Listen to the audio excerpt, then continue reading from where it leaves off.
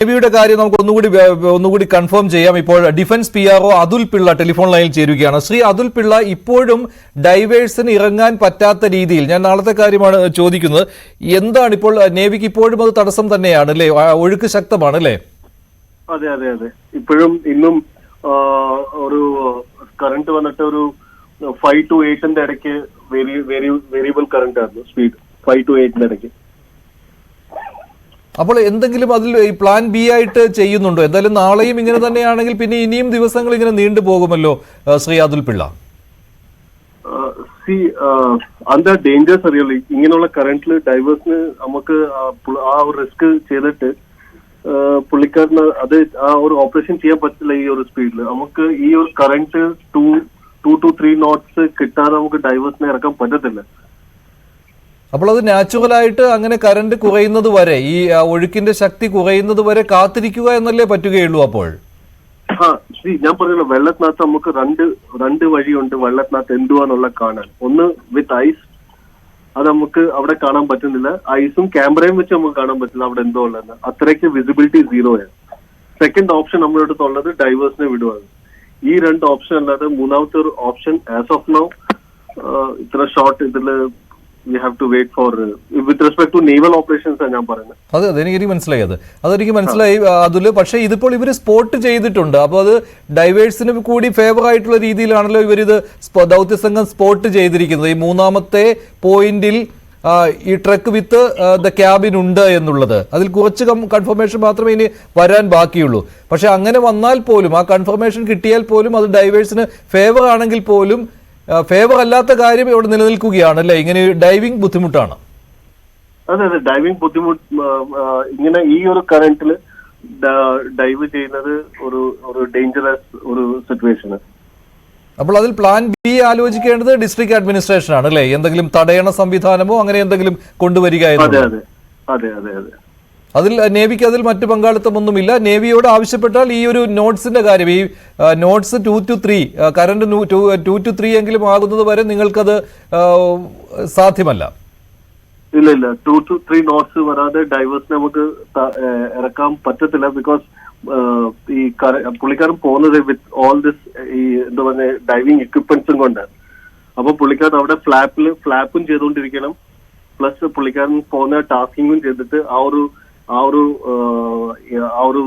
Designated സ്പോട്ടിൽ പോയിട്ട് പുള്ളിക്കാരൻ ആ ഡെസിഗ്നേറ്റഡ് സ്പോട്ടിൽ ഒരു ലൈൻ ഇട്ടിട്ട് തിരിച്ച്, so that next time dive ചെയ്യുമ്പോൾ ആ ലൈൻ പിടിച്ച് പോകാൻ വേണ്ടിയിട്ട് അതൊക്കെ പുള്ളിക്കാരൻ ചെയ്യണം. ഇതൊക്കെ ചെയ്യാൻ വേണ്ടി പുള്ളിക്കാരൻ ആ ഫേവറബിൾ സിറ്റുവേഷൻ വേണം. ഫോർ എക്സാമ്പിൾ, പുള്ളിക്കാരൻ അകത്ത് പോയി പുള്ളിക്കാരന് ആ ഒരു വണ്ടി ട്രക്ക് കിട്ടിയെന്ന് വെച്ചു. സോ സെക്കൻഡ് തിങ് പുള്ളിക്കാരൻ എന്തോ ചെയ്യാൻ പോകുന്നത് വെച്ചാൽ അവിടെ പോയിട്ട് ഈ ഡൈവർ ഒരു സ്ട്രോങ് പോയിന്റിൽ ഒരു ലൈൻ കെട്ടിയിട്ട് ആ ലൈൻ തിരിച്ച് ബോട്ടിൽ കൊണ്ടുവരും. സോ ദാറ്റ് നെക്സ്റ്റ് ഡ്രൈവർ പോകുമ്പോൾ പുള്ളിക്കാരൻ ആ ലൈൻ പിടിച്ചിട്ട് ആ ലൈൻ ഗൈഡ് ചെയ്യും. അത് ഗൈഡിങ് ലൈൻ എന്നാ പറയുന്നത്. ഇതൊക്കെ പുള്ളിക്കാരൻ അകത്ത് പോയി ചെയ്യണം വിത്ത് ആ ഒരു സെറ്റ് വെച്ചിട്ട്, ഡൈവേറ്റർ സെറ്റ് വെച്ചിട്ട്. അപ്പോൾ അത്രയും സ്റ്റേ കിട്ടുവാനായിട്ട് ബുദ്ധിമുട്ടുള്ള കാര്യമാണ്. ഈ ഒരു ഇപ്പോഴത്തെ ഈ കറണ്ട് സിറ്റുവേഷൻ അനുസരിച്ച് അത് ബുദ്ധിമുട്ടുള്ള കാര്യമാണ്. പിന്നെയുള്ളത് ബാക്കി കാര്യങ്ങൾ പ്ലാൻ ബി അനുസരിച്ച് ഡിസ്ട്രിക്ട് അഡ്മിനിസ്ട്രേഷൻ ചെയ്യേണ്ട കാര്യങ്ങളാണ്. പിന്നെ ഒരു കാര്യം കൂടി, ഒറ്റ സംശയം കൂടി, നിങ്ങളുടെ എക്യുപ്മെന്റ്സ് വെച്ചുകൊണ്ട് ഈ സോണാർ പരിശോധനയിൽ കണ്ട അതേ കാര്യം തന്നെയല്ലേ ഏകദേശം ഇപ്പോൾ ഈ ഐബോർഡിലും കണ്ടിരിക്കുന്നത്? അതോ അതിൽ നിന്ന് ഒരുപാട് വ്യത്യാസം വന്നിട്ടുണ്ടോ?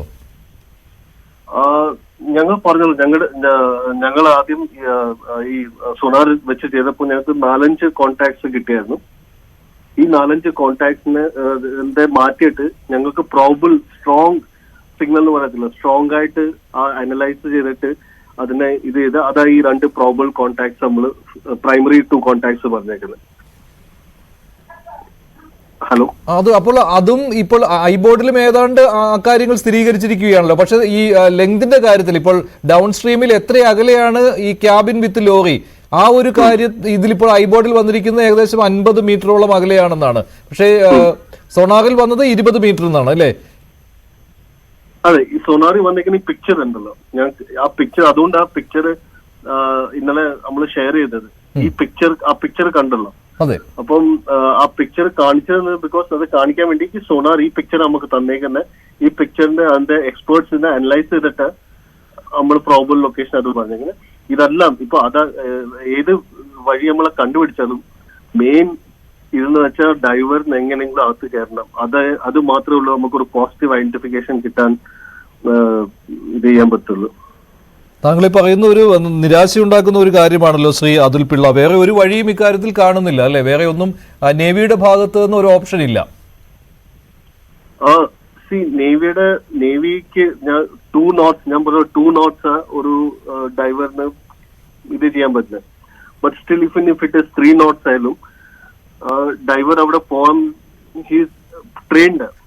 ബാക്കി എല്ലാ ഹർഡിൽസും അവിടെ ഉണ്ട്.